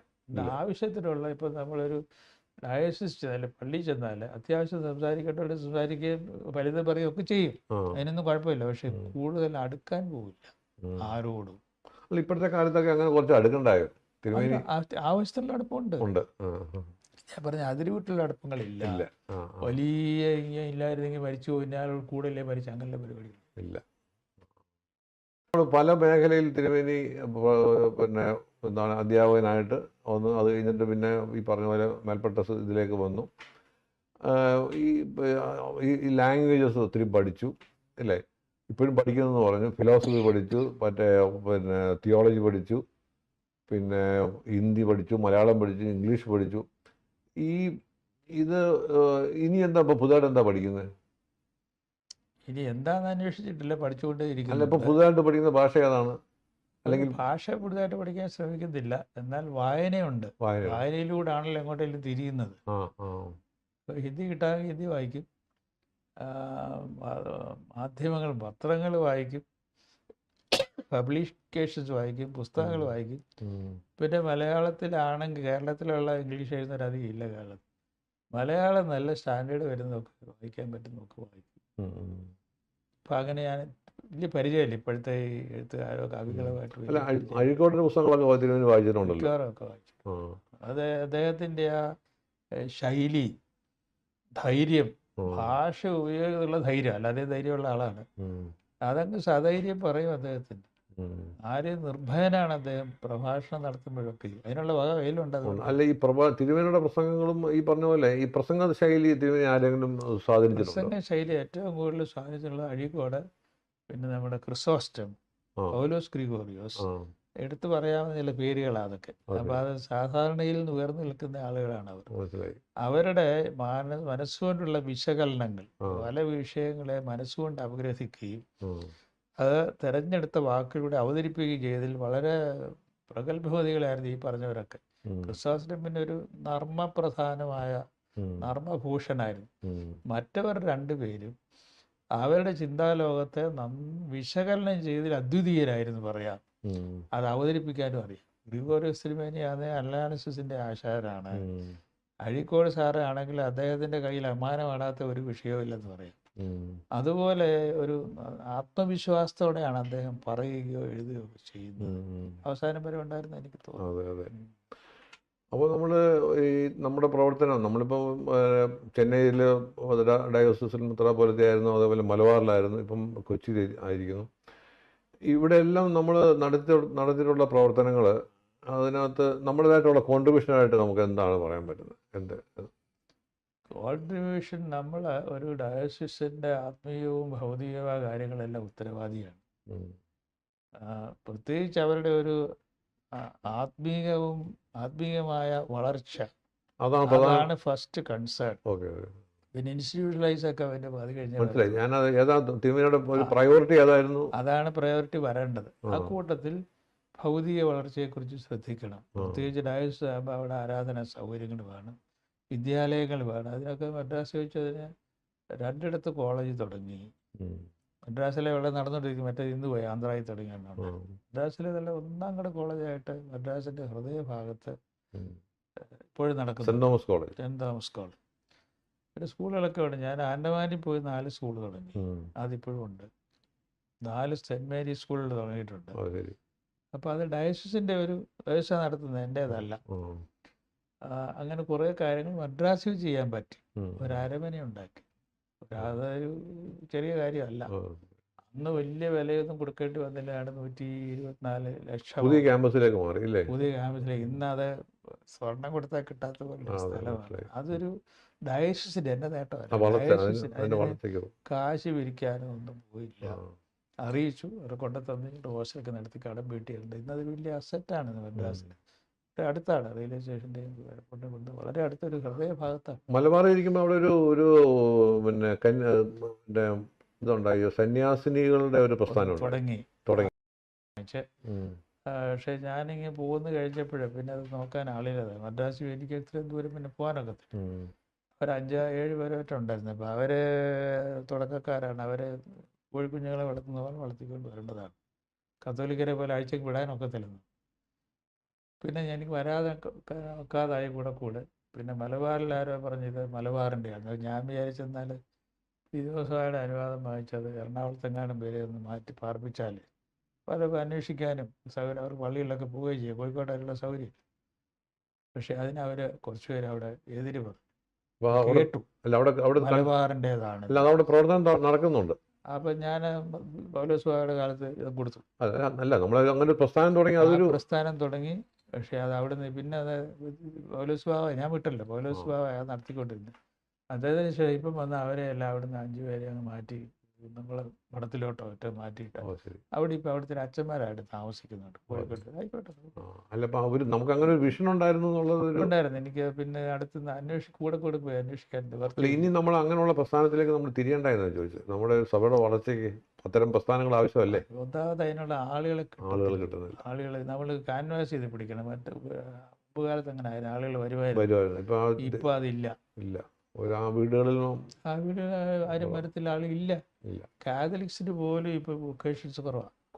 നമ്മളിനിയും നമ്മുടെ സഭയുടെ ഈ വളർച്ച ഒരു പ്രത്യേക ഒരു ഘട്ടത്തിൽ എത്തി നിൽക്കുകയാണ്. നമ്മളിനിയും നമ്മുടെ അടുത്ത നൂറ്റാണ്ടിൽ അല്ലെങ്കിൽ അടുത്ത ഒരു 50 വർഷം നമ്മൾ ശ്രദ്ധിക്കേണ്ട കാര്യം എന്താണ്? നമ്മുടെ ജനങ്ങളെ നന്നായി പഠിപ്പിക്കണം. ഭൗതിക വളർച്ചയോടൊപ്പം ആത്മീയമായ വളർച്ച വേണം. പൊതുവെ അച്ചടക്കന്മാർ നേതാക്കന്മാരിൽ തുടങ്ങണം. അച്ചടക്കം പാലിച്ചിട്ട് വേണം ജനങ്ങളെ പഠിപ്പിക്കാൻ. നിങ്ങളെല്ലാം നന്നായിട്ട് പൊക്കുമെന്ന് പറഞ്ഞ് ചുമ്മാ ഇരിക്കാനൊക്കത്തില്ല. പിന്നെ വലിയ സുഖലോലുപത നേതാക്കളിൽ പാടില്ല. അത് വളരെ ദുർമാതൃകയാണ്. ഈ ജനങ്ങൾ ഇതെല്ലാം നോട്ട് ചെയ്യുന്നതാണ്. കാലം പോലെ അല്ല. അപ്പം നേതാക്കന്മാരിൽ നിന്ന് തുടങ്ങി താഴത്തെ തട്ട് വരെയും ഈ അച്ചടക്കം വരണം. തിരുമേനി ഒരു എഴുത്തുകാരൻ എന്ന നിലയിൽ തിരുമേനി ഏറ്റവും കൂടുതൽ എഴുതിയിട്ടുള്ളത് ഒരു മിസ്റ്റിസിസം സംബന്ധിച്ചുള്ള വിഷയങ്ങളിലാണ് കുറച്ചുകൂടി താല്പര്യമെന്ന് എനിക്ക് തോന്നിയിട്ടുണ്ട്. അത് ഫിലോസഫി അങ്ങനെയുള്ള വിഷയങ്ങൾ. അത് എങ്ങനെയാണ്? ഒരു മേഖലയിൽ കെട്ടിയിട്ടില്ല മനസ്സിനെ. ഫിലോസഫിക്കലായാലും താല്പര്യമുണ്ട്, സ്പിരിച്വലായാലും താല്പര്യമുണ്ട്, പിന്നെ ലിറ്ററേച്ചറും കവിത വളരെ താല്പര്യമുണ്ട്. ഇതിനകത്തെല്ലാം കവിതയുള്ളതാണല്ലോ. അതുകൊണ്ട് കവിതയോട് വലിയ കമ്പം പണ്ട് നേരത്തെ മുതലേ ഉണ്ട്. മനസ്സിൽ കൊണ്ടു നടക്കുന്ന ഒരു കവിത എന്താണ്? മനസ്സിൽ പഠിച്ചിട്ടുള്ള കവിത എല്ലാം ഉണ്ട്. ടി.എസ്. എലിയട്ടിൻ്റെ ഒക്കെ ഇപ്പോഴത്തെ കൂടെ വരുന്നതാണ്. അതെ, വേസ്റ്റ് ലാൻഡൊക്കെ ഒത്തിരി സ്വാധീനിച്ചിട്ടുണ്ട്. വളരെ സ്വാധീനിച്ചു. അതിനകത്തെ നമ്മുടെ ആ മനസ്സിൻ്റെ ഒരു ഊഷരഭൂമി, അത് നമ്മുടെ ഒരു ആത്മീയമായ നമ്മുടെ ഒരു ദൗർബല്യത്തെ എങ്ങനെയാണ് നമുക്ക് അതിജീവിക്കാൻ ഇന്നത്തെ ലോകത്തിൻ്റെ തകർച്ചയെക്കുറിച്ച് അതാണ് അദ്ദേഹം പ്രസന്റ് ചെയ്തിരിക്കുന്നത്. ഒരു നൂറ്റാണ്ട് മുമ്പ് അന്ന് തകർന്ന് പൊടിഞ്ഞു കിടക്കുന്ന ഒരു സംസ്കാരത്തെ എടുത്തിട്ടാണ് അദ്ദേഹം വളരെ പ്രത്യാശയുടെ പിന്നെ ഇന്ത്യയിലൊക്കെ നോക്കിയാണ് ദത്ത ദയത്വം ധാമ്യത എന്ന് പറഞ്ഞാൽ അത് തീരുന്നത്. ദത്ത ദയത്വം ധാമ്യത ഇത് സംസ്കൃതം പഠിച്ച ആളാണ്. ഞങ്ങളുടെ പ്രൊഫസർക്ക് അറിയാമായിരുന്നത്. ഇന്ത്യയിലേക്ക് നോക്കുന്നത് പൗലോസ് ഗ്രിഗോറിയോസ് തിരുമേനി വന്ന് പിന്നെ സന്യാസിപരമായിട്ടുള്ള ബന്ധം ഇവിടെ. അവിടെ അദ്ദേഹം എലിയട്ട് അറിയാവുന്നതുകൊണ്ട് അദ്ദേഹം അന്നത്തെ സാംസ്കാരികമായ ധാർമ്മികമായ തകർച്ചയെ കണ്ടിട്ട് അതാണ് ഈ ആവിഷ്കരിച്ചിരിക്കുന്നത്. പലർക്കും വായിച്ചാൽ മനസ്സിലാകുകയില്ല. ഉപയോഗിച്ചിരുന്ന ഭാഷ എങ്ങനെയാണ് ആ തകർച്ചയെ വർണ്ണിച്ചുകൊണ്ടാണ് അവസാനം പറയുന്നു, ഇതല്ല ആർജിക്കുന്നതല്ല ധനം. പ്രത്യേകിച്ച് 4 ക്വാർട്ടേഴ്സ് പറഞ്ഞൊരു 4 കവിതയുണ്ട്. ഇതിന് പുറത്തുള്ളതാ, ഈ വേസ്റ്റ്ലാൻഡ് അല്ല. അതിലെ കൊടുത്തിട്ട് കാച്ചി കുറിച്ച് വാക്കുകളാണ്. ഈ വിട്ടുകളയുന്ന റിനൗൺസിയേഷനാണ് എല്ലാം. ഉത്തല്യൊക്കെ പറയുന്നു. അപ്പോൾ അത് നമ്മളെ സ്വാധീനിക്കും. വെറും കവിതയല്ലത്. ഇന്നത് കവിതയാണ്, ഫിലോസഫിയാണ്, മിസ്റ്റിസിസമാണ്, എല്ലാമാണ്. ഇതെല്ലാം ഇത്രയും ഭാഷ പഠിച്ചു, ഇത്രയും വിഷയങ്ങൾ പഠിച്ചു, എന്നാലും തിരുമേനിക്ക് ഒരു ഏറ്റവും ഒന്ന് നാരോ ഡൗൺ ചെയ്ത് കഴിഞ്ഞാൽ ഒരു പ്രത്യേക ഒരു വിഷയം പറയാൻ പറ്റുമോ? പല വിഷയത്തിൽ ഇൻട്രസ്റ്റ് എന്ന് പറഞ്ഞു, എന്നാലും ഒരു കവിത താല്പര്യം. കവിത പിന്നെ ഏതിൽ ഇന്ന ലാംഗ്വേജ് എന്നില്ല, ലാംഗ്വേജ് കിട്ടിയാലും താല്പര്യമാണ്. നല്ല ലേഖനങ്ങൾ വായിക്കണം. വായിച്ച് വിഷയങ്ങൾ അവതരിപ്പിക്കുക, വിഷയങ്ങളുടെ അവലോകനം, വിശകലനം. ഇപ്പോഴും ബൈബിളിൽ ഉത്തരം കിട്ടാത്ത നമ്മൾ ചോദിച്ചാൽ കിട്ടുകയില്ല. ഞാൻ സെമിനാരി പ്രൊഫസറെ പ്രിൻസിപ്പൽമാരെ എഴുതി ചോദിക്കും, നിങ്ങൾക്ക് പറയാമോ പല വിഷയങ്ങൾ ചോദിക്കും. ആർക്കറിഞ്ഞൂടാ. ഉദാഹരണം പറയാം. യേശുക്രിസ്തുവിൻ്റെ പുനരുത്ഥാന ശേഷം മറിയാം യേശുവാണെന്ന് ഐഡൻറ്റിഫൈ ചെയ്തു. മേരി എന്ന് വിളിച്ചപ്പോൾ അയ്യോ മനസ്സിലായി, തോട്ടക്കാരനാണെന്ന് വിചാരിച്ചു. ചെന്ന് കാലെ പിടിച്ചു, നീ എന്നെ തൊടരുത്, ഞാൻ എൻ്റെ പിതാവിൽ അടുക്ക് കയറി പോയിട്ടില്ല, അതിൻ്റെ അർത്ഥം എന്താണെന്ന് എനിക്ക് പറഞ്ഞുകൂടാ, ഞാൻ പലരോടും ആർക്കും അറിയുന്നില്ല. എന്നാൽ തോമസ് എന്താവച്ചനെ പിന്നെ തൊടാൻ അനുവദിക്കുകയും ചെയ്തു. ഇത് പറഞ്ഞ് തൊട്ട് പോകരുത്, തുടർന്ന് അന്ന് കാലെ പിടിച്ചിരുന്നവർക്ക് അറിയാം. അന്നത്തെ സാഹചര്യം എന്താ നമുക്ക് അറിഞ്ഞുകൂടായെങ്കിലും അതൊരു എനിഗ്മയാണ്. ഇന്നും ഉത്തരം കിട്ടാത്ത പല ഉണ്ട്. കാര്യങ്ങളും നമ്മളെ ആലോചിച്ചിരിക്കും. നമ്മുടെ മനസ്സിൽ കിടക്കുകയാണിത്. അങ്ങനെയുള്ള ആലോചനയിൽ മനസ്സിൽ എപ്പോഴും കിടക്കുന്നുണ്ട്. അത് നമ്മൾ പറയുമ്പോൾ ചിലപ്പോൾ അത് തന്നെ വരും. അങ്ങനെ ചില ഈ ന്യൂ ടെസ്റ്റ്മെന്റിലും അല്ലാതെ പഴയ നിയമത്തിലും ചില പാസേജ് വന്നാൽ വെരി വെരി അബ്സോർബിംഗ് ആണ്. ഉദാഹരണം, വേലക്കാരെ വിളിക്കുന്നു, 9 മണിക്ക് വിളിക്കുന്നു, 12 മണി വിളിക്കുന്നു, 3 മണിക്ക് വിളിക്കുന്നു, 5 മണിക്കും വിളിക്കുന്നു, അല്ലെങ്കിൽ 4 മണിക്കും വിളിക്കുന്നു. അവർക്കെല്ലാം അവരുടെ പറഞ്ഞ ഇത്ര കൂലി തന്നേക്കും. കൂലി കൊടുക്കാവുന്നവരെ അവസാനം വന്ന് 1 മണിക്കൂർ ജോലി ചെയ്തതിനെ വിളിച്ച് ആദ്യം കൂലി കൊടുക്കുന്നു. എല്ലാവർക്കും ഒരുപോലെ, ഇവനും കിട്ടി ഈക്വലായിട്ട്. മറ്റേ പിറുപിറുത്തു, 9 മണി വേലുള്ള ജാഗക്കും ഇവനും ഒരുപോലാന്ന് കൊടുക്കുന്നു. അത് എൻ്റെ മനസ്സാണെന്ന്. എന്താ ന്യായീകരണം? ഇന്ന് ആരെങ്കിലും അംഗീകരിക്കുമോ അത്? ഇതിൻ്റെ പിന്നിലുള്ള ഫിലോസഫി തന്നെ, അതിൻ്റെ പിന്നിലുള്ള തിയോളജി തന്നെ, സാമൂഹ്യശാസ്ത്രം എന്താ, അതിൻ്റെ പിന്നിലുള്ള സോഷ്യോളജി എന്നാ? ഒരു സമൂഹത്തിൽ 1 മണിക്കൂർ ജോലി ചെയ്തവനും 8 മണിക്കൂർ ചെയ്തവനും ഒരേ ശമ്പളം. വിശദീകരിക്കാമോ? അതാണ് ദൈവത്തിൻ്റെ മനസ്സ്. അപ്പൊ ഇങ്ങനെയുള്ള ഒത്തിരി രഹസ്യങ്ങൾ നമ്മൾ കൂട്ടിക്കൊണ്ട്, അപ്പൊ ഈ ഒരു 75 സംവത്സരങ്ങളായിട്ട് തിരുമേനി ഇത്തരം പറയുന്ന ആലോചന, ഈ അതാണ് മനസ്സിൽ ഇങ്ങനെ കൊണ്ടു നടക്കുന്ന ഓരോ ചിന്തകൾ അല്ലേ? ഇപ്പൊ ഭാഷയുടെ സൗന്ദര്യം തിരുമേനി ആരാധനയെ കൊണ്ടുവന്നിട്ടുണ്ട്. നമ്മുടെ കല്യാണ വിവാഹ ശുശ്രൂഷയ്ക്കകത്ത് പല ഭാഷ ഉപയോഗിച്ച് എന്ന് പറഞ്ഞ പോലെ ഈ നമ്മൾ പഠിക്കുന്ന വിഷയങ്ങൾ അതിൻ്റെ സൗന്ദര്യവും അതിൻ്റെ അന്തസത്തയും നമ്മുടെ ജീവിതത്തിലും പകർത്താൻ ശ്രമിച്ചിട്ടുണ്ട് അല്ലേ? അതേപോലെ നമ്മുടെ സഭയിലെ മറ്റ് പ്രവർത്തന മേഖലയിലും അത് പ്രചരിപ്പിക്കാൻ ശ്രമിച്ചിട്ടുണ്ട്. അപ്പോൾ ഇങ്ങനെയെല്ലാം നമ്മൾ ചെയ്തുകൊണ്ടിരിക്കുമ്പോൾ നമുക്ക് ഏറ്റവും സന്തോഷം തന്നിട്ടുള്ളത്, നമ്മളെ വേദനിപ്പിച്ചിട്ടുള്ള ഒത്തിരി കാര്യങ്ങളുണ്ടാകും അല്ലേ? ഉണ്ട്. നമുക്ക് അങ്ങനെ ഈ കാര്യങ്ങളൊന്നും എല്ലാവരും സ്വീകരിക്കണമെന്നില്ല. ഇല്ല, അത് അനുഭവത്തിലൂടെ പറയുന്നത്. എന്നാൽ അത് വളരെ 2 കൈ നീട്ടി സ്വീകരിക്കുന്നവരുണ്ട്, മനസ്സിലാകാത്തവരുണ്ട്. സന്തോഷിച്ച സന്ദർഭം ഏതാണ്?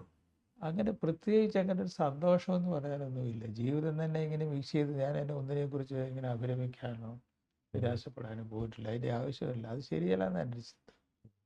ഞാൻ കണ്ടിട്ടുണ്ട് തോമസ് ദീവനാസ്യോസ് കാലം ചെയ്തപ്പം നമ്മുടെ തോമസ് മാർ തീമോത്തിയോസ് ദീദിമോസ് കരയുന്നത് ഞാൻ കണ്ടിട്ടുണ്ട്. അതുപോലെ തിരുമേനിയുടെ ജീവിതത്തിൽ അങ്ങനെ ഒരു കരച്ചിൽ വന്നു. ദാനിയേലച്ചൻ്റെ അടക്കത്തിന് കരഞ്ഞുപോയി. കാരണം അദ്ദേഹം നല്ല അധ്വാനിക്കുന്നവരാളും സ്നേഹമുള്ള ആളും ചിന്താശക്തി ആളായിരുന്നു അറിയാം. പിന്നെ അദ്ദേഹത്തെ ഇങ്ങനെ ആശുപത്രി കൊണ്ടുപോകാനും അവസാനം മരിച്ചു കഴിഞ്ഞ് പേടിച്ചൊക്കെ ഞാൻ എന്തുകൊണ്ട് അങ്ങ് പൊട്ടിപ്പോയി. കരച്ചിലൊന്നും പാടില്ലല്ലോ. പാടില്ല. ഇത് ദുഃഖം വന്നുപോയി. പൊട്ടിക്കരച്ചിലൊന്നും ദുഃഖം വന്നുപോയി. അത് അല്ലാതെ അങ്ങനെ തോന്നിയിട്ടില്ല വലുതായിട്ട്. എപ്പോഴും തിരുമേനി അത് ഞാൻ ചോദിക്കാൻ കാര്യമില്ല. എപ്പോഴും ഇങ്ങനെ ഒരു ആത്മസംയമനം പാലിച്ച് നടക്കുന്ന പോലെ ഇങ്ങനെ നടക്കുന്നതാണ് തിരുമേനി. അതാണ് എൻ്റെ ബലം. അതെ, അതാണ്. അതുകൊണ്ട് ഞാൻ ചോദിച്ചു പോയതാ. അപ്പൊ ഒന്നിനും അമിതമായി ആഹ്ലാദിക്കുന്നില്ല, ഒന്നിനും ആഹ്ലാദിക്കത്തക്കോണം ഞാനൊന്നും കണ്ടില്ല. തിരുമേനിയുടെ ജീവിതം കൊണ്ട് എന്തെങ്കിലും സമൂഹത്തിനോ അല്ലെങ്കിൽ ആളുകൾക്കോ എന്തെങ്കിലും ഒരു കോൺട്രിബ്യൂഷൻ ഉണ്ടായിട്ടുണ്ടോ തിരുമേനി വിചാരിക്കുന്നുണ്ടോ ഇത്രയും കാലത്തെ ജീവിതത്തിനിടയിൽ? ഇത്രയും കാലം കൊണ്ട് എന്തൊക്കെ ചെയ്യാൻ അവസരമോ അനുവാദമോ ദൈവകൃപയോ ഉണ്ടായിട്ടില്ല. അതൊക്കെ അന്നേരം ചെയ്തിട്ടുണ്ട്. ഒരു പ്രതിഫലവും പ്രതീക്ഷിക്കുന്നില്ല. അങ്ങനെയായാൽ ജീവിതം എന്താ പഠിപ്പിച്ചെന്ന് ചോദിച്ചാൽ ഹാർഡ് വർക്ക് ചെയ്യാൻ പഠിപ്പിച്ചു. ഒരു റുട്ടീനുണ്ട്, അത് കളയരുതെന്നും നമുക്ക് ലഭിച്ചിട്ടുള്ള താലന്ത് ഉപയോഗിക്കണമെന്നും അതിനുവേണ്ടി പരിശ്രമിക്കണമെന്നും നമ്മുടെ നന്മ മാത്രമല്ല പരനന്മ ചെയ്യണതിനാകുന്നതൊക്കെ ചെയ്യണമെന്ന് പഠിച്ചിട്ടുണ്ട്. അത് കുറേശ്ശെ പഠിച്ച് ജീവിതം കൊണ്ടാണ് പഠിക്കുന്നത്. അല്ല പുസ്തകത്തിലേക്ക് പഠിച്ചിട്ടല്ല, ജീവിതം കൊണ്ടാണ് ഞാൻ പഠിച്ചിട്ടുള്ളത്. അത് തുടരും. അല്ല പ്രത്യേകിച്ച് ഞാൻ ഇന്നതാ എൻ്റെ കോൺട്രിബ്യൂഷൻ പറയത്തക്കാണ് ഒരു കോൺട്രിബ്യൂഷൻ ഞാൻ ചിന്തിച്ചിട്ടില്ല. നമ്മുടെ ക്രിസ്ത്യൻ കോൺഫറൻസ് ഓഫ് ഏഷ്യയുടെ general secretary doctor Mathews George Chunakkara ഒരിക്കൽ പറഞ്ഞിട്ടുണ്ട്, തിരുമേനി വളരെ സൈലൻ്റായിട്ട് നടക്കുകയും പക്ഷേ ഉയർന്ന ചിന്താഗതിയും വെച്ച് പുലർത്തുന്ന രീതിയിലുള്ള പ്രവർത്തനങ്ങൾ നടത്തിയിട്ടുണ്ടെന്ന് പറഞ്ഞിട്ടുണ്ട്. അത് നമുക്ക് ഈ താഴേക്കിടയിലുള്ള ആളുകളുടെ ഇടയിലേക്ക് തിരുമേനിക്ക് ഇറങ്ങിച്ചെല്ലാൻ ഒരു തടസ്സമായി മാറിയിട്ടുണ്ടോ? തടസ്സമില്ല. നമ്മളെതിരൊരു സംസാരിക്കുമ്പോഴോ പ്രഭാഷണം നടത്തുമ്പോഴോ എഴുതുമ്പോഴോ ആണ് ഈ പറഞ്ഞ പരിഭാഷപ്പെടുത്തി അങ്ങോട്ട് കൊടുക്കുന്നത്. നമ്മുടെ ആശയങ്ങൾ ഒരു ലെവലിൽ നിന്ന് താഴോട്ട് വിടണമെങ്കിൽ അത് ഈ ചാനലിൽ കൂടെയൊക്കെ ഒക്കത്തുള്ളൂ. ബന്ധങ്ങൾ, സംസാരങ്ങൾ, ടീച്ചിങ്, പ്രഭാഷണങ്ങൾ വഴിയൊക്കെയാണ് പ്രകടനം അല്ലെ ഹെൽപ്പ് ചെയ്യുന്നത്. ഇതൊക്കെ കുറേശ്ശെ നടക്കുന്നുണ്ട്. ഇത് മാത്രമല്ല, ഞാൻ ഈ വെല്ലൂർ കൗൺസിലിൽ ഇപ്പോൾ കാസായിൽ ഒക്കെ പോകുന്നിടത്ത് ക്ലാസ് എടുക്കാനൊക്കെ പോകും. ബൈബിൾ ക്ലാസ് എടുക്കണം, രാവിലെ ഡിവോഷൻ എടുക്കണം. അപ്പോൾ അത് നല്ല കാണാൻ വിളിച്ചിട്ടൊന്നും അല്ല, പോകുന്ന ഒരു പേസേജൊക്കെ കൈ കാണും. അത് ഞാൻ തുറന്ന് പറയും. അത് വലിയ ഇഷ്ടമായിരുന്നു അവർക്ക് കേൾക്കാൻ. വീണ്ടും വീണ്ടും വിളിക്കും പറയാം. ബൈബിൾ ക്ലാസ് അല്ലേ? രാവിലെ ഡിവോഷൻ. വലിയൊരു കൗൺസിൽ. തിരുമേനി ആദ്യകാലത്ത് വൈദിക നിലയിൽ ധ്യാന ഗുരുവായിട്ടാണ് ഏറ്റവും കൂടുതൽ പോകുമായിരുന്നു. എനിക്ക് ദേറായിലെ പരിശീലനം കൊണ്ട് കിട്ടിയതാണ്. ദേറായിലെ പരിശീലനം എന്ന് പറയാൻ അതിനാരും പരിശീലിപ്പിച്ചിട്ട് അല്ല, ഞാൻ പറഞ്ഞ അവിടുത്തെ പൊതുജീവിതത്തിന്റെ ഭാഗമായിട്ടുള്ള അല്ലേ? നമ്മൾ പോയി ഇപ്പോൾ അത് അന്നൊന്നും ഉള്ളതല്ല, ഇത് ഡെവലപ്പ് ചെയ്ത് വരുന്ന ഒരു കാര്യമായത്. ഇപ്പോൾ കാസായിൽ പോയാലും ഞാൻ അവിടെ ഒരു ഡിവോഷൻ രാവിലെ എടുക്കും. ഡിവോഷൻ എടുക്കും. ഈ കാസായുടെ പോലെ പ്രസ്ഥാനത്തിന്റെ അതിന്റെ തലപ്പത്ത് അവര് തിരുമേനി അംഗീകരിച്ചു എന്ന് പറയുന്നത് 2 പ്രാവശ്യം എലക്ട് ചെയ്തു. അതെ, അതൊരു അവർക്ക് വലിയ കാര്യമാണ്. ഞാനത് വളരെ നിഷ്പക്ഷമായിട്ട് പോകുന്ന ആളാണ്.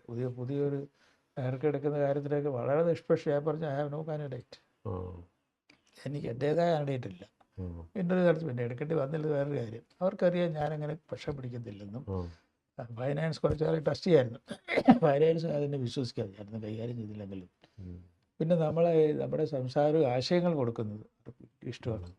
അപ്പോൾ തിരുമേനി എനിക്ക് തോന്നുന്നു തിരുമേനി ഏറ്റവും ഇഷ്ടപ്പെടുന്നത് നമ്മുടെ സംസാരം, ഞാൻ ചുരുക്കുകയാണ്, ഈ ആശയങ്ങളാണ് തിരുമേനിയെ നയിക്കുന്ന ഒരു പ്രധാന കാര്യം എന്ന്. അപ്പോൾ ഈ ആശയങ്ങൾ ഈ വായനയിലൂടെ കണ്ടെത്തുന്നു, ഈ അറിവിലൂടെ കണ്ടെത്തുന്നു, ഇല്ലേ? ആശയങ്ങൾ ഉണ്ടാകുന്നു. അപ്പോൾ ആ പുതിയ ആശയങ്ങൾ അപ്പോൾ ചിന്തിക്കുമ്പോഴും നടക്കുമ്പോഴും എല്ലാം നമ്മൾ ഒരു ആശയലോകത്താണ്. അപ്പോൾ ഒരു മലങ്കര സഭയിൽ, ഓർത്തഡോക്സ് സഭയിൽ ഒരു സ്വന്തമായ ഒരു ആശയപ്രപഞ്ചം സൃഷ്ടിച്ചുകൊണ്ട് ഇങ്ങനെ ജീവിക്കുകയും അത് സംബന്ധിച്ചുള്ള കാര്യങ്ങളിൽ അഭിരമിക്കുകയും ചെയ്യുന്ന ഒരു തിരുമേനി എന്ന നിലയിൽ ഇത്രയും കാലത്തെ ഒരു ജീവിതം തിരുമേനിയിൽ നിന്ന് നമുക്ക് ലഭിച്ച ഒരു പ്രധാനപ്പെട്ട സംഗതി എന്ന് പറയുന്നത്, ഒരു കോൺട്രിബ്യൂഷൻ എന്ന് പറയുന്നത്, എനിക്ക് തോന്നുന്നു തിരുമേനി നൽകിയിട്ടുള്ള ആശയങ്ങളാണ്. ചെറിയ പുസ്തകങ്ങൾ കൂടി അത് വിലയിരുത്തേണ്ടത് മറ്റുള്ളവരാണ്. അത് കാലം വിലയിരുത്തും.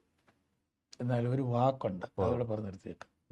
വർഷങ്ങൾക്ക് മുമ്പ് 80s 90s ആ സമയത്താണ് മാത്യൂസ് പ്രഥമൻ ബാബ തിരുവനന്തപുരത്ത് വന്നു.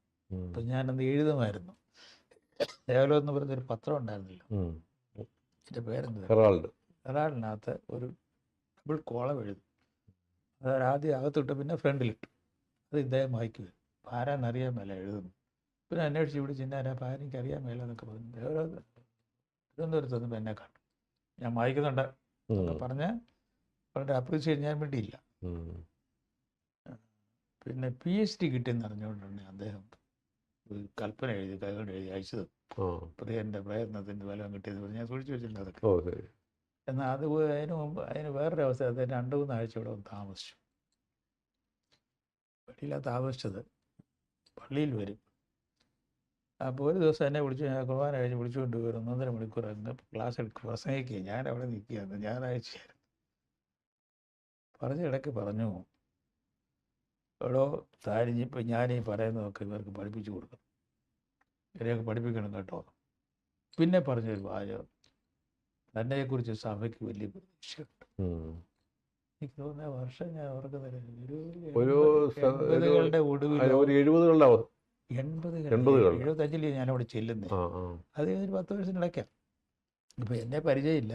ഇങ്ങനൊരു പ്രസ്താവന എന്തായാലും നടത്തി. ഞാനൊന്നും പ്രതികരിച്ചില്ല. അപ്പോൾ അതിങ്ങനെ കിടപ്പുണ്ട് വായുവിൽ. എൻ്റെ എന്തുമാത്രം അതിൻ്റെ ആഴവും പരപ്പും ഒന്നും എനിക്കറിഞ്ഞില്ല. അപ്പോൾ ഈ പിതാക്കന്മാരുടെ എല്ലാ അനുഗ്രഹം, തോമാമാർ ദീവന്നാസിയോസ് മുതൽ ദിദിമോസ് ബാവ, അതേ സക്കറിയാസ് മാർ ദീവന്നാസിയോസ്, മാത്യൂസ് പ്രഥമൻ, മാത്യൂസ് ദിദിയൻ, ഇല്ലേ? മാത്യൂസ് ദിദിയൻ വേറൊരു പ്രത്യേക ഒരു കലയായിരുന്നു. മാത്യൂസ് ദിദിയൻ ഒരു നമ്മുടെ മനസ്സിൽ നിറഞ്ഞിരിക്കുന്ന ഒരു കാതലിക്ക ബാവയാണ് മാത്യൂസ് ദിദിയൻ. ഒത്തിരി നമ്മൾ പഠിച്ചിട്ടുണ്ട് തെലുങ്കാന. അതേപോലെ തിരുമേനിക്ക് ദലൈലാമയായിട്ട് അടുത്ത ഇടപെടാൻ പറഞ്ഞിട്ടുണ്ട്. അതേപോലെ WCC അഗ്നിവേശ്, ഇല്ലേ? അവരുമായിട്ടൊക്കെ ഉള്ള ബന്ധങ്ങൾ, അതേപോലെ സ്വാമി നിർമ്മലാനന്ദ, ഇങ്ങനെയുള്ള ഒരു വലിയ ഒരു ആശയപ്രപഞ്ചം പങ്കുവെക്കുന്ന ആളുമായിട്ട് അനുഭവം ജീവിതത്തിൽ ഉണ്ടായിട്ടുണ്ട്. ഇതൊക്കെയാണ് നമ്മുടെ 75 വർഷത്തെ നമ്മുടെ ജീവിതത്തിൽ നമ്മുടെ ശക്തി എന്ന് പറയുന്നത്. പിന്നില്ല ഈശ്വരൻ തന്നെയാണെന്നാണ്. അപ്പൊ നമുക്ക് ഈ പള്ളിയിൽ എവിടെ പ്രശ്നം കാണിയ മനസ്സിലേക്ക് ചിന്ത വരും. വേറെ ചെയ്യാറില്ലല്ലോ. ഇന്നും അതിനെ ചുമ്മാ ശൂന്യ മനസ്സോടെ പോയിരിക്കുന്നത് തുടങ്ങുമെന്ന്. അതുപോലെ തന്നെ ഹോളി സ്പിരിറ്റ് ഹെൽപ്പ് മീ. കാരണം ഇത് എഴുതുകയോ വായിക്കുകയോ പഠിക്കുന്നതിന് പിന്നിൽ പരിശുദ്ധാത്മാവാണെന്ന് ഹോളി സ്പിരിറ്റാണ് ഇതിന് വിശ്വാസം. അത് ചോദിച്ചിട്ടാണ് പോയിരിക്കുന്നത്. ആശയങ്ങൾ ഇങ്ങനെ വരും. അപ്പോൾ ശരിക്കും പറഞ്ഞാൽ ആ ഒരു അടിയുറച്ച ദൈവവിശ്വാസം ഈ പരിശുദ്ധാത്മാവിന്റെ നമ്മളെ പ്രചോദിപ്പിക്കുന്നു അല്ലേ? അതെ. അപ്പൊ ആ ഒരു അനുഗ്രഹവും അതിന്റെ അനുഭവമാണ്. അപ്പൊ അതാണ് നമ്മുടെ, എനിക്ക് തോന്നുന്നു ഈ 75 വർഷത്തെ ജീവിതം എന്ന് പറയുന്നത് ഈ പരിശുദ്ധാത്മാവിന്റെ ഒരു തീർച്ചയായും കല, എല്ലാ ആർട്ടും സയൻസിന്റെയും പുറകിൽ ഹോളി സ്പിരിറ്റാണ്. എഴുത്തിന്റെ. അതെ. അപ്പോൾ ഒരു സൗന്ദര്യ സങ്കല്പം നമ്മുടെ എന്താണ് നമ്മുടെ ഒരു ആത്മീയ സൗന്ദര്യ സങ്കല്പം തിരുമേനി ഉണ്ടാക്കിയിട്ടുണ്ട്. അതാണ് എനിക്ക് തോന്നുന്ന ഒരു കോൺട്രിബ്യൂഷൻ എന്ന് എനിക്ക് തോന്നുന്നു. അപ്പോൾ ശരിക്കും ഒരു 75 വർഷമായിട്ട് സ്വാതന്ത്ര്യം അനുഭവിക്കുന്ന ഒരു വ്യക്തി എന്ന നിലയിൽ അല്ലേ? അപ്പോൾ ആ ഒരു സ്വാതന്ത്ര്യം ഇനിയും തുടരട്ടെ എന്ന് ഞാൻ ആശംസിക്കുന്നു. അപ്പം അങ്ങനെയൊക്കെ എൻ്റെ എല്ലാ ഭാവുകങ്ങളും നന്ദിയും അറിയിക്കുന്നു. ഈശ്വരൻ അനുഗ്രഹിക്കട്ടെ.